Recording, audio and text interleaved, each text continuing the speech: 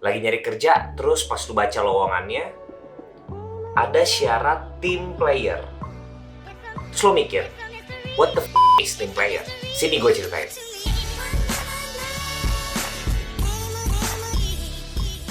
What's up everyone, selamat datang di channel gue, Fitzgerald Salendu. Salam kenal ya. Di channel ini gue bakal ceritain konten tentang karir dan pengembangan diri atau self-development yang udah gue pelajarin selama gue ngerantau di ibu kota, bekerja di bidang bisnis media. Buat kamu yang masih SMA, kuliah, fresh graduate, dan first jobber, please consider to subscribe karena gue bakal upload video baru setiap minggunya. Sebelum gue ceritain dengan sederhana, pahamin dulu kenapa kemampuan bekerja sama dalam tim itu penting dan selalu dicari-cari. Karena dalam bisnis atau bekerja di suatu perusahaan, kita itu nggak mungkin ngelakuin semuanya itu sendirian. Perlu orang lain. Kita akan menjadi bagian dari suatu perahu atau kapal yang sangat besar, atau bahkan di kedepannya nanti jadi nahkodanya. Setelah nonton video ini, kalian akan paham apa itu teamwork, cara ngedapetinnya, dan semoga lebih pede nanti ketika interview kerja. Bekerja dalam tim, teamwork.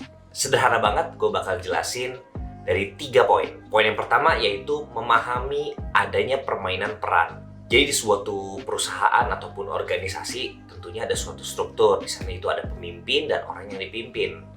Nah, penting buat karyawan untuk bisa mengisi peran dipimpin terlebih dahulu dan nanti berangsur-angsur karirnya berlanjut barulah jadi pemimpin. Ada juga peran decision maker, high influencer, dan executor. Nah, buat kalian yang masih SMA, kuliah, kalian harus coba semua peran tersebut. Jadi nggak mimpin mulu dan juga nggak jadi eksekutor mulu. Pelajarin kelebihan dan kekurangan yang belum kalian miliki ketika mengisi peran-peran tersebut. Yang kedua, berpengalaman dalam teamwork artinya tahu kapan saatnya untuk melakukan toleransi terhadap rekan satu tim dan tahu kapan saatnya untuk tegas.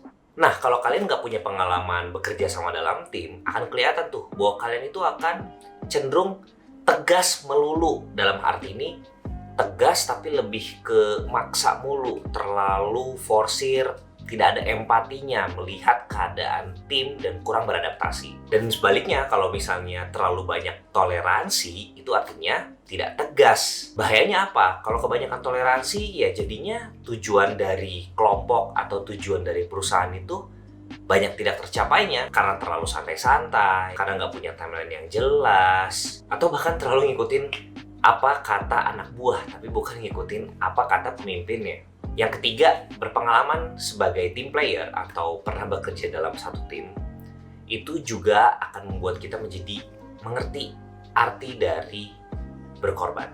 Secara sederhana, untuk mencapai suatu tujuan pasti akan melakukan suatu pengorbanan, dan dalam satu tim, orang yang berkorban ini bisa jadi berbeda-beda dan bisa jadi itu orangnya kamu. Kemampuan untuk melihat gambaran besar atau helikopter view. Contoh sederhananya, ketika tugas SMA atau kuliah suka ada tuh kerja kelompok yang dimana anggotanya gak mau kerja gitu. Malah dia pasif, dia malah santai-santai. Tapi di posisi ini kamu tahu nih, kalau misalnya begini terus, tugasnya nggak akan selesai-selesai dan bisa diberikan nilai yang buruk. Nah, di sini kamu atau mungkin teman kamu mengambil peran berkorban. Dia melakukan pekerjaan yang seharusnya dilakukan bersama-sama malah dilakuin sendiri. Nah, ini yang disebut dengan berkorban demi mencapai suatu tujuan besar si kelompok. Contoh berkorban lainnya misalnya kalau di Mobile Legends atau di game gitu ya.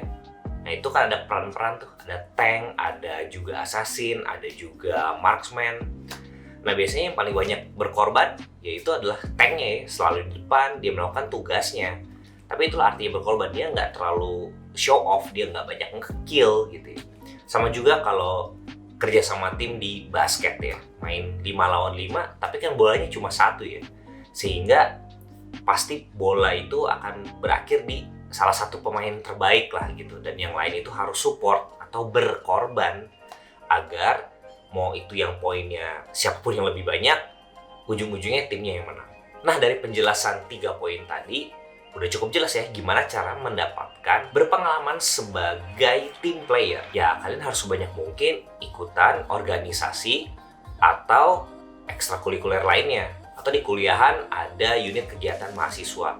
Dan kalian harus coba tuh peran-perannya. Jangan mau jadi anggota mulu, tapi nggak jadi pemimpin, atau bahkan sebaliknya, jadi pemimpin mulu, nggak ngerasain jadi anggota. Dan lakuin ini di luar juga tugas kuliah. Karena kalau tugas kuliah, kalian dengan angkatan kalian ya sama aja. Tapi kalau kalian mau lebih dari yang lain, ya kalian harus do extra miles. Carilah kegiatan-kegiatan di luar sekolah dan kuliah itu sendiri. Oke, sederhana banget kan? Jadi udah tahu dong cara mendapatkan pengalaman bekerja dalam satu tim meskipun kalian masih fresh graduate. Oke, itu aja penjelasan dari gue. Thank you udah nonton videonya. Jangan lupa subscribe untuk tips kerja lainnya. I'm Gerald signing out. Sampai ketemu di video berikutnya. Bye-bye.